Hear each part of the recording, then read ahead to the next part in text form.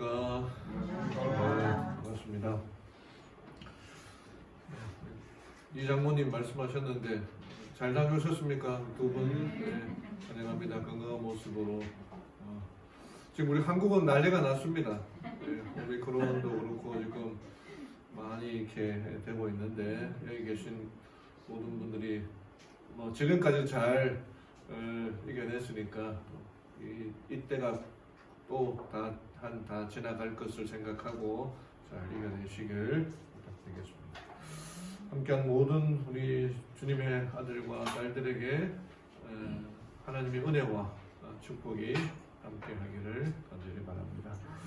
하나님의 말씀 마가복음 27장부터 35절까지의 말씀을 보겠습니다. 마가복음 8장 27절부터 35절까지의 말씀입니다.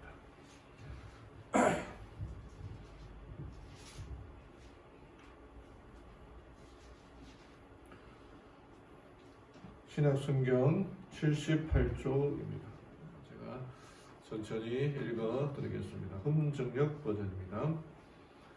예수님과 그분의 제자들이 나가서 가이사랴 빌립보의 마을들로 들어갈 때에 그분께서 길에서 자기 제자들에게 물으며 그들에게 이르시되 사람들이 나를 누구라고 하느냐 하시니 그들이 대답하되 침례자 요한이라 하니 어떤 이들은 엘리야라 하기도 하며 다른 이들은 대언자들 중에 하나라 하나이다 하매 그분께서 그들에게 이르시되 너희는 나를 누구라고 하느냐 하시니 베드로가 그분께 대답하여 이르되 주는 그리스도시니이다 하매 그분께서 그들에게 명하사 그들이 자기에 대하여 아무에게도 말하지 못하게 하시니라. 또 그분께서 사람의 아들이 반드시 많은 일들로 고난을 당하고 장로들과 대제사장들과 서기관들에게 버림받아 죽임을 당하며 사흘 뒤에 다시 일어나야 할 것을 그들에게 가르치기 시작하시되 드러내놓고 그 말씀을 하시니 베드로가 그분을 붙잡고 꾸짖기 시작하거늘 그분께서 돌이키사 자기 제자들을 바라보시며 베드로를 꾸짖어 이르시되 사탄아 너는 내 뒤로 물러가라. 내가 하나님에게서 난 일들을 좋아하지 아니하고 사람들에게서 난 일들을 좋아하는도다 하시니라. 34절 그분께서 전에 사람들을 자기 제자들과 함께 불러 그들에게 이르시되 누구든지 나를 따라오려거든 자기를 부인하고 자기 십자가를 지고 나를 따를지니라. 누구든지 자기 생명을 구원하려 하는 자는 그것을 잃되 누구든지 나와 복음으로 인해 자기 생명을 잃으려 하는 자는 그것을 구원하리라. 벌써 이 마가복음도 이제 절반이 지나가고 있습니다. 오늘 이 8장의 내용을 기준으로 크게 마가복음을 두 부분으로 나눈다면은 이 8장 오늘 본문의 말씀을 기준으로 예수님의 삶이 딱 나눠지게 되어 있고 마가복음도 구분되어 있습니다. 이 구조에 나타나는 것처럼 이렇게 정 가운데에 이제 예수님의 새로운 사역, 예루살렘을 향하여 나아가는 사역이 여기서부터 시작되는 것입니다. 전에도 말씀드렸지만 마가복음은 간단 명료합니다. 오늘 읽은 이 본문의 말씀을 마태복음 16장에도 나오는데 마가복음에서는 예수는 그리스도이십니다 라고 얘기했지만 마태복음에서는 주는 그리스도시요 살아계신 하나님의 아들이십니다 하고 조금 더 길게 설명을 하고 있습니다. 마가복음은 간단하면서도 핵심적이고 또 현재형, 지금 당장 움직이고 나에게 필요한 것들, 행동하는 것들로 이루어진 책이 마가복음입니다. 그래서 아무리 살아가는 게 바쁘고 분주해도 내가 예수님의 생애를 좀 공부해야겠다 싶으면은 마가복음을 읽으시면 아주 간단 명료하게 읽을 수 있습니다. 마가복음 16장까지 있으니까 한 번에 그냥 다 읽을 수 있고 아무리 늦어도 이틀 3일이면은 다 읽을 수가 있습니다. 오늘은 이 마가복음 8장에 나타난 27절부터 37절, 38절까지의 말씀을 통해서 우리가 배울 수 있는 것들이 무엇인가 좀 살펴보기를 원합니다. 전에도 한번 말씀드렸습니다만은 프레드릭 밀러라고 하는 우리나라 이름으로 민로아 선교사라는 분이 있습니다. 이 사람이 1892년에 그의 나이 26살에 이 한국 땅에 선교사로 부름을 받고 발령을 받았습니다. 자기 함께 결혼한 부인과 함께 한국 땅을 밟았는데 25살에 결혼하고 이제 26살에 선교사로 왔는데 한 몇 년간 거의 한 6년 가까이 활동을 하였지만은 자녀가 없었어요. 근데 6년이 지난 다음에 그들이 하나님께 간절히 기도한 다음에 6년이 지난 다음에 첫 아들을 얻었습니다. 이 자녀가 없다가 또 선교사 생활이 힘들고 모든 것이 다 낯설지만 자녀가 이제 생기니 얼마나 또 그의 가정에 기쁨이 되었겠습니까? 그런데 그 아들이 첫 아들이 태어난 지 8개월도 되지 않아 아이가 생후 8개월 만에 죽고 맙니다. 그 아들의 시신을 외국인 선교사 묘지인 양화진에 묻게 됩니다. 그로부터 3년이 지난 다음에 그 아픔이 채 암으로 갈 때쯤에 둘째 아이가 생겼습니다. 그 선교사 부부가 또 간절한 마음으로 사실 그때 우리 여러분들 어르신들 그 나이다 봐도 태어나도 바로 호적 신고를 하지 않았지 않습니까?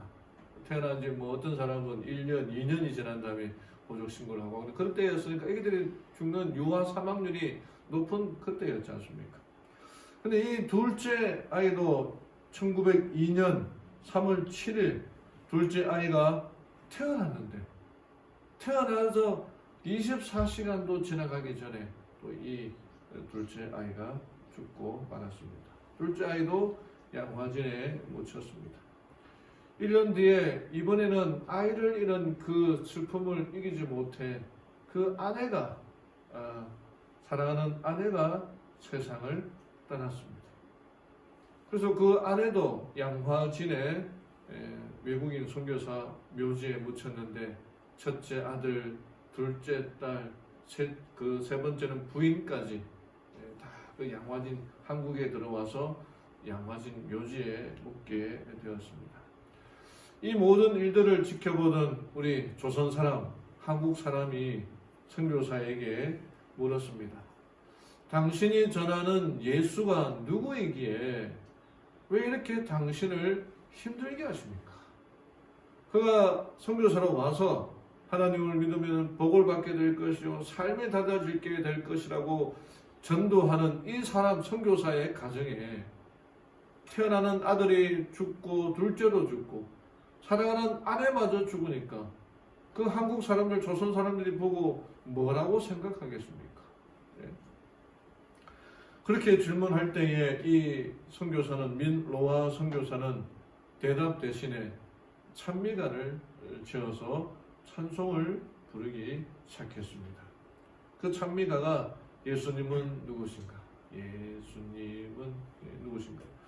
예수님은 누구신가? 오는 자의 위로와 없는 자의 풍성이며 천한 자의 높음과 잡힌 자의 노임되고 우리 기쁨 대신에 예수님은 누구신가? 약한 자의 강함과 눈먼 자의 빛이시며 병든 자의 고침과 죽은 자의 부활되고 우리 생명 대신에 예수님은 누구신가? 추한 자의 정함과 죽을 자의 생명이며 죄인들의 중보와 멸망자의 구원되고 우리 평화 대신에 예수님은 누구신가? 온 교회와 머리와 온 세상의 구주시며 모든 왕의 왕이요 심판하실 주님 되고 우리 영광 대신에.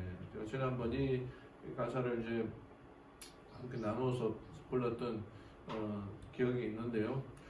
이 민로아 선교사가 자기 정말 사랑하는 가족들이 이 한국 땅에 다 죽고 묘지에 묻었습니다. 가족 모두를 잃었음에도 불구하고 그가 복음을 전하는 일에 포기하지 않고 했던 그 예수님, 그 예수님이 누구신가를 자기의 간증을 이 가사를 통해서 표현하게 되었던 것입니다. 그로부터 이 한국에는 우리 나라는 1884년에 첫 번째 선교사 알렌 선교사가 이 땅을 찾은 이후에 이 땅에 기독교 선교사로 오신 분들이 3,000명이나 넘었습니다. 그 많은 선교사들이 자신의 사역을 감당하였고 더 이상 수십만 명의 후원자가 선교사의 사역을 감당하게 되었고 이 한국에 복음이 전하여지게 되었던 것입니다. 이 민로와 선교사에게 있어서 예수님은 누구였을까요? 답을 다 얘기했습니다만 오늘 본문의 말씀에도 예수님께서 가이사랴 빌립보라고 하는 정말 그 알렉산더 대왕이 먼저 거기를 해놓고 그 다음에 이제 가이사랴가 그곳에다가 새로운 이제 도시를 만들어서 빌립보와 비슷한 가이사랴가 만든 빌립보에서 가이사랴 빌립보라고 하는 그 만든 곳에서 만들었으니까 이 로마 황제가 만든 곳이었기 때문에 정말 우상 숭배가 극에 달하는 만들어진 도시였기 때문에 그런 곳이었습니다. 근데 그런 곳을 지나가면서 예수님께서 제자들에게 물었던 질문이 사람들이 나를 누구라 하느냐?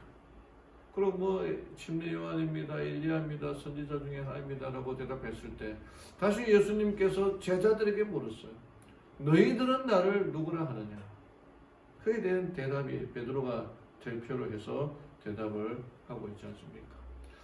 오늘 예수님께서도 우리들에게 질문을 하십니다. 요즘 기독교 선교하기 좀 힘들지, 사람들이 이 교회를 뭐라고 하느냐, 기독교를 뭐라고 하느냐 그렇게 질문하시고 더 나아가 너희들은 나는 예수님을 누구라고 고백하느냐라고 오늘도 우리에게 질문하십니다.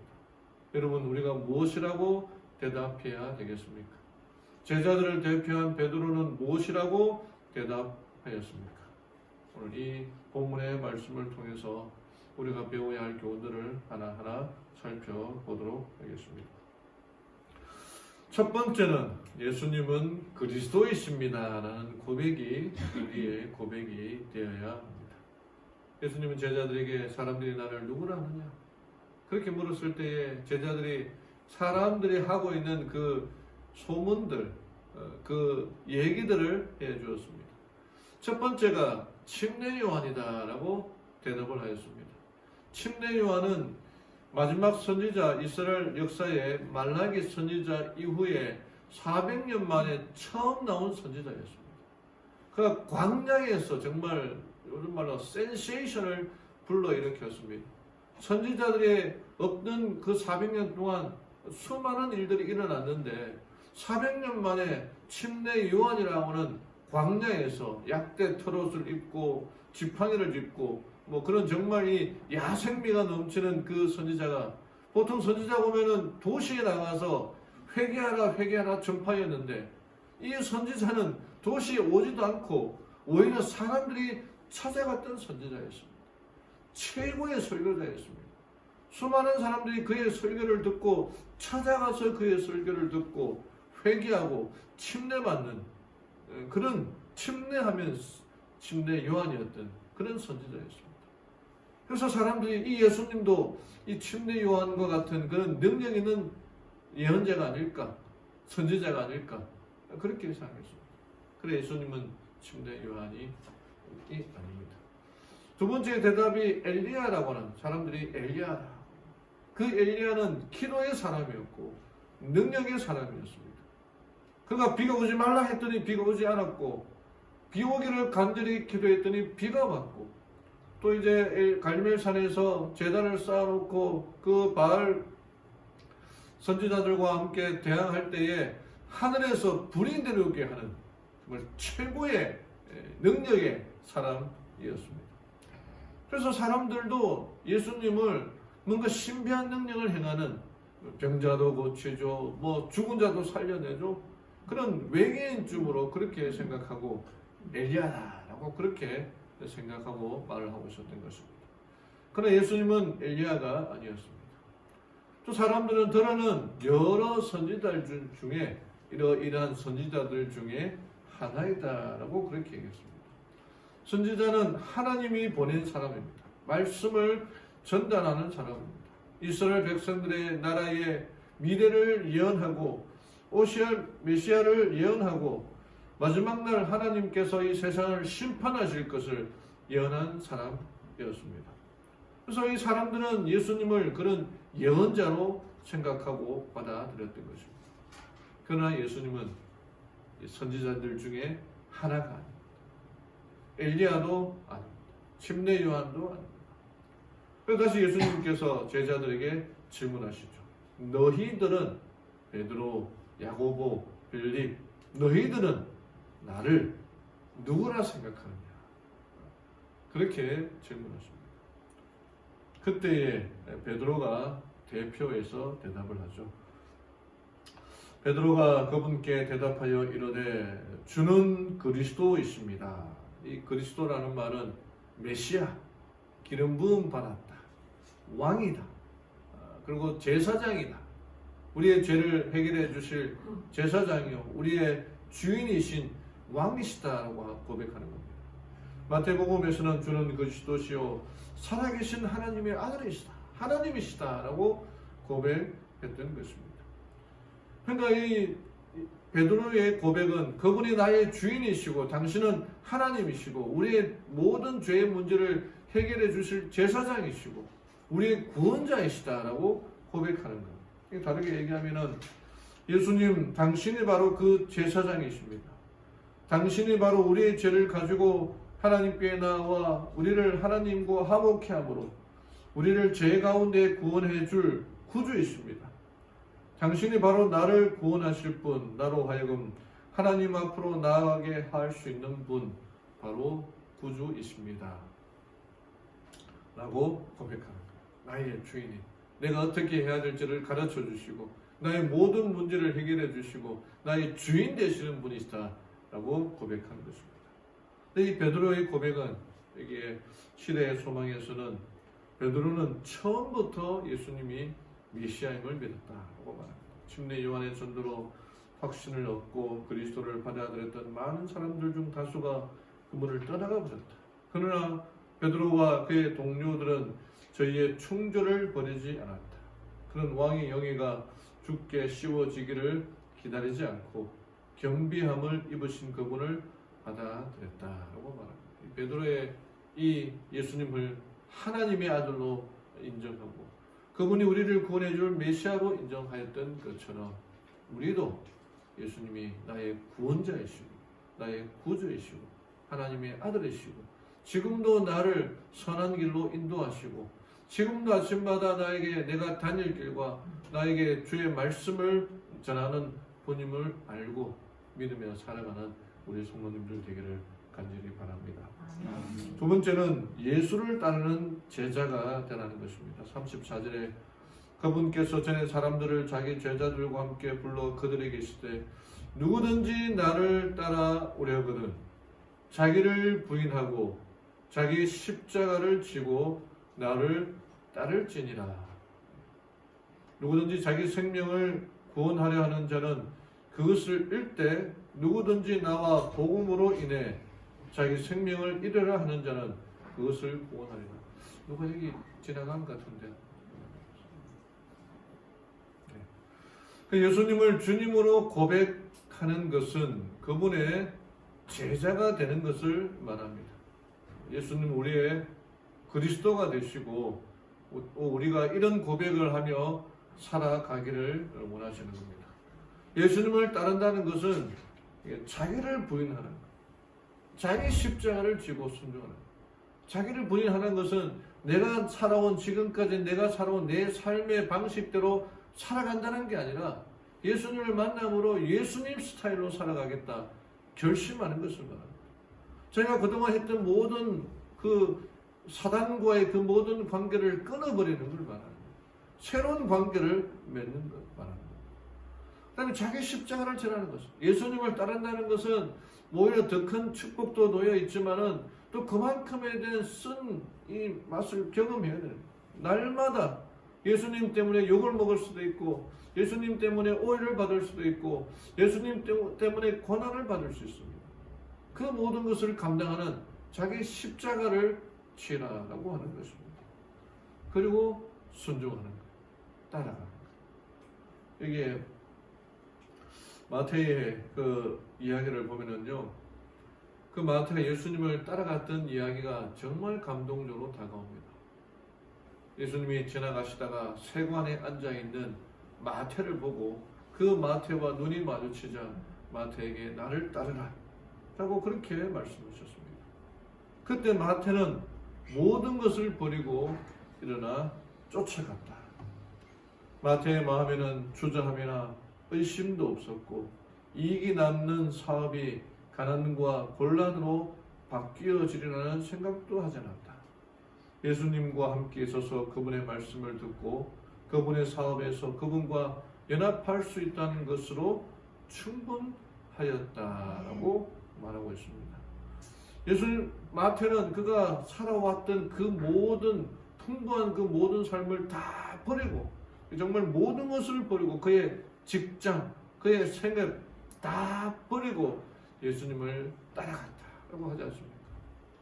우리의 마음이 마태처럼 그렇게 살아가야 됩니다. 2006년 1월 7일 한 육군 대위의 장례식이 있었습니다.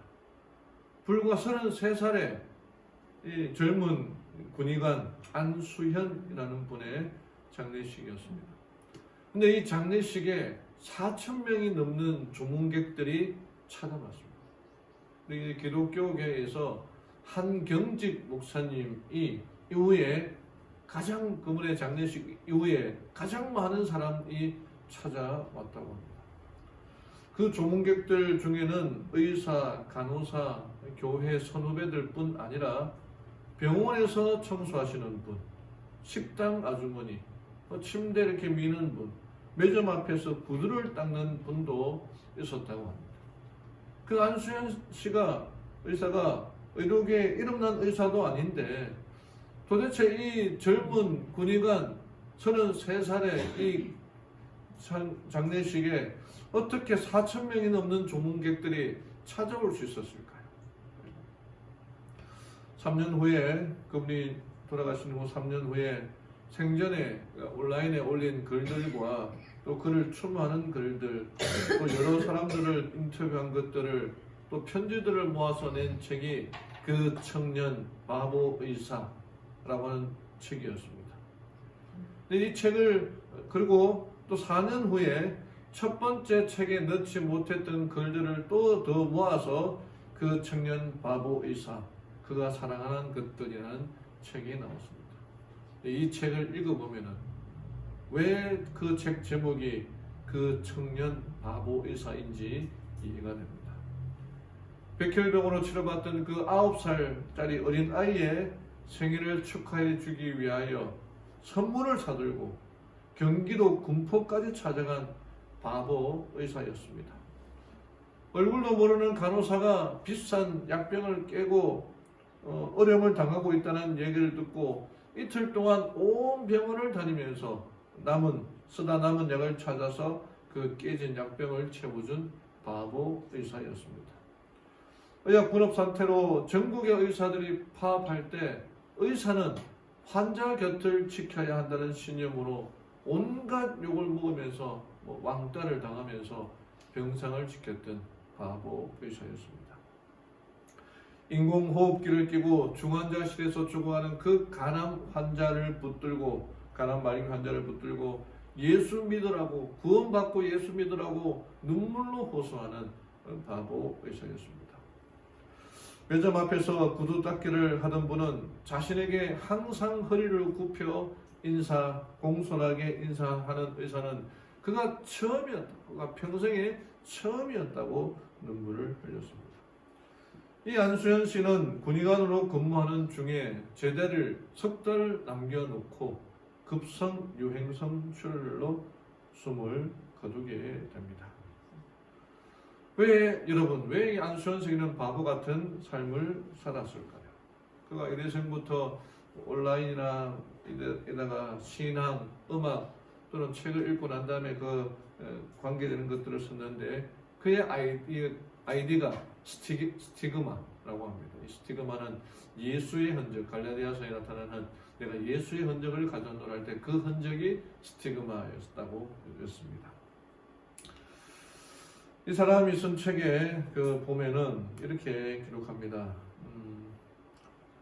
병원 생활을 시작하기 전 한 해를 위한 기도 제목을 생명을 전하는 사람이 되고 싶습니다로 잡았다. 이것은 예수 전도단의 비전 테이프 속지에 있던 글의 한 대목이었다. 의사로서 생명을 전하는 사람일 뿐 아니라 환자나 병원 직원들, 선배들에게 예수 그리스도를 기억하도록 돕는 살아있는 기억 매체가 되기를 소망한다. 주님께서 내 평생 사는 동안 이 기도에 응답해 주시기를 라고 하면서 자기의 삶이 예수님을 기억하게 하는 살아있는 기억 매체가 되기를 소망한다고 그가 고백했던 것입니다. 그가 14살 된 그 백혈병 환자를 위해서 이 의사가 헌혈을 했는데 헌혈이 끝나고 자기 그 헌혈이 끝나고 주사 자국을 보는 순간 문득 예수님이 생각났다는 거예요. 예수께서 부활하신 후에 제자들이 예수님을 만났을 때에 그 손에 있는 못 자국, 그 이마에 있는 그 상처 자국, 발에 있는 그 못 자국 흔적들을 보았을 때 얼마나 큰 충격과 감동을 받았을까. 그런 얘기를 하는 거예요. 자기의 바늘 자국, 그 작은 바늘 자국을 보고 내가 예수님처럼 살아야겠다. 그리고 자기의 그 아이디를 스티그마라고 하고 자기로 하여금 사람들로 하여금 예수님을 생각나게 하는, 기억나게 하는, 기억하도록 돕는 살아있는 기억 매체가 되겠다. 그렇게 했던 것입니다. 예수님의 제자는 바보로 살아가는 것입니다.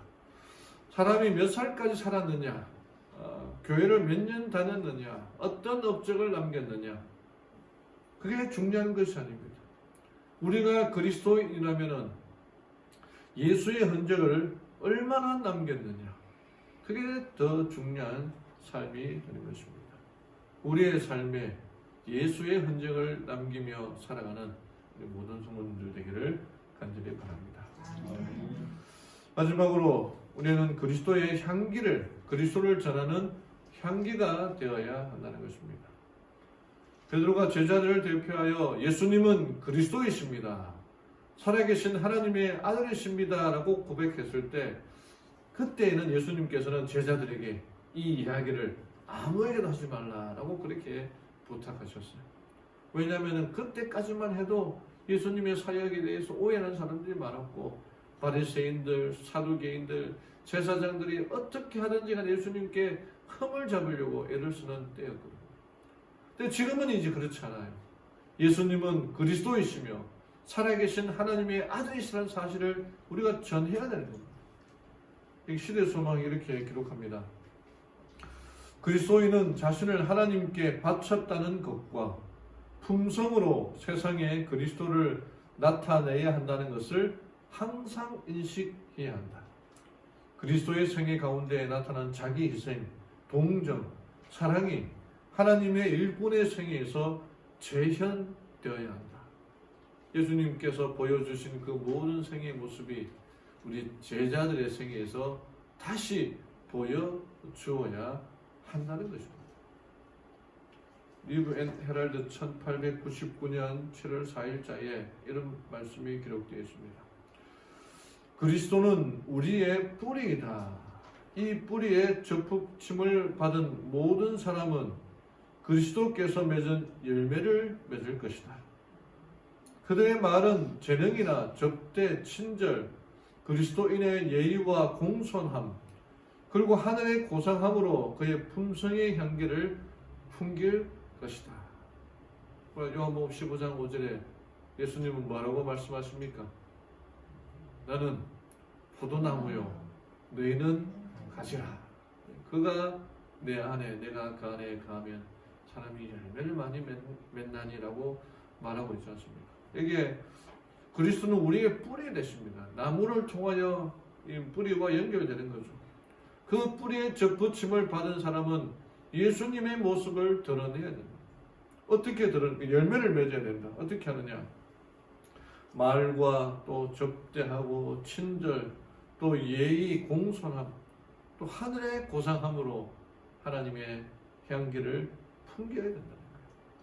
여기 사진이 하나 있는데 이 그림은요, 브라질의 한 이 관광객이 찍은 사진인데, 한 이 노인이 지나가다가 그 가난한 그 어린 소녀가 보니까 맨발로 다니고 있는 거예요. 그래서 맨발로 다니지 말라고 자기의 신발을 벗어주고 있는 모습을 한 관광객이 사진을 찍어. 이게 바로 그리스도의 향기를 드러내놓고 전하는 것입니다. 몇 년, 2년 전인가요? 미국에 어떤 한 사람이 자기 집에 이제 CCTV를 설치를 했는데, CCTV를 설치했는데 계속 이 경고하는 경고음이 울려서 너무나 짜증이 나서 그 CCTV를 확인해 보니까 자기 마당에 지나가던 그 어린 아이가 들어와서 타기가 좀 좋으니까 마당을 지나서 차고에 차를 넣는 미국의 집이 시스템이거든요. 그 아이가 들어와서 지나가다가 산책하다가 거기서 뱅글뱅글 돌다가 가고 또 오후에 와서 또 뱅글뱅글 돌다 가고, 그런 것 때문에 CCTV가 자꾸 경고를 하니까 짜증나요. 그래서 CCTV를 보다가 어떻게 할까 고민하다가 이 집 주인이 어떻게 했을까요? 한번 영상을 보고 말씀을 전하겠습니다.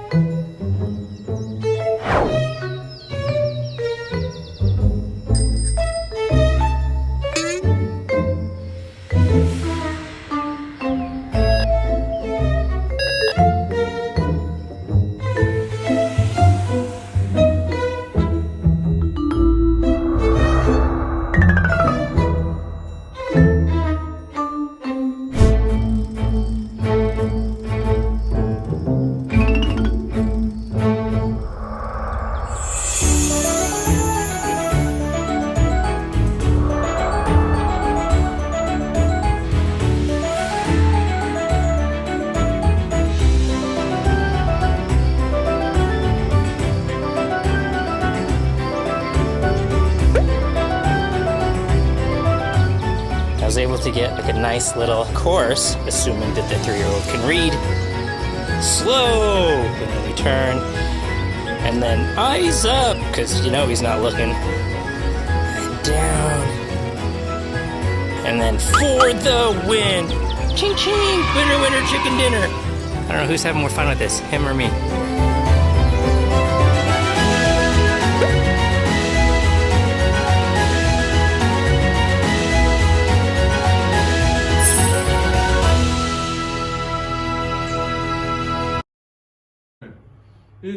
이 집주인이 자꾸 짜증이 나니까 뭔가 특단의 조치를 취해서 이렇게 뭐 장애물을 설치하는 거 이렇게 망을 맞은 게 아니라 오히려 즐길 수 있도록 트랙을 이렇게 그려놨다는 것입니다.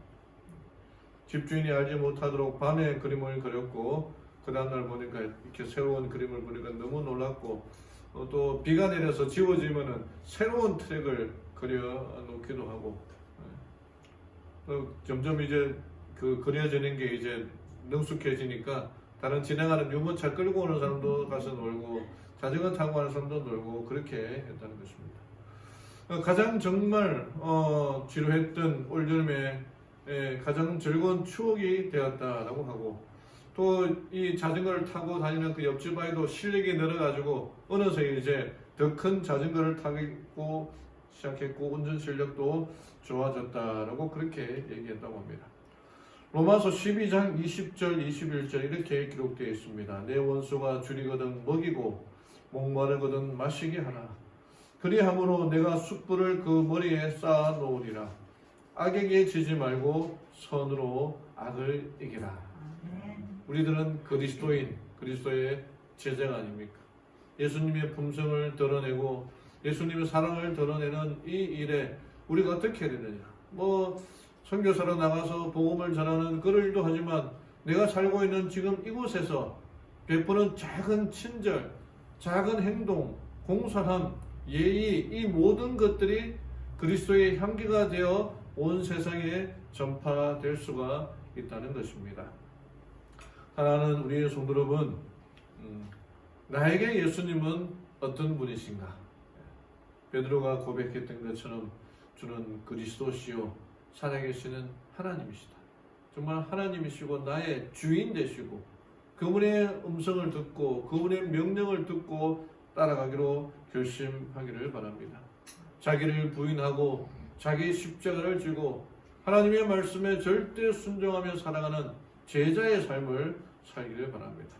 그리고 제자가 되어서 그냥 살아가는 게 아니라 예수님께서 전파하셨던 삶을 살아가셨던 것처럼 그리스도의 향기를 전하고 전파하며 살아가는 우리 모든 성도님들 되기를 바라며 오늘 말씀을 마치겠습니다.